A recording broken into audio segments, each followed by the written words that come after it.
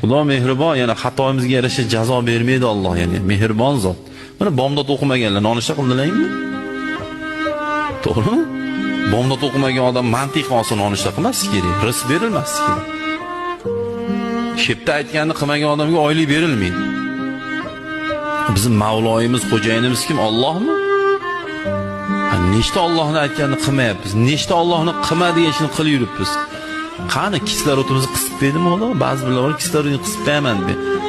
Hech kimga bas, siz kislorodingizni qisib qo'yish. Xotirjam bo'ling. Yo'q qilib yuboraman, urug'ingni quritib yuboraman deganda umuman cho'ching. Aka bir quriting ko'raylik deng. Maza qilaylik shuni ko'rib deng.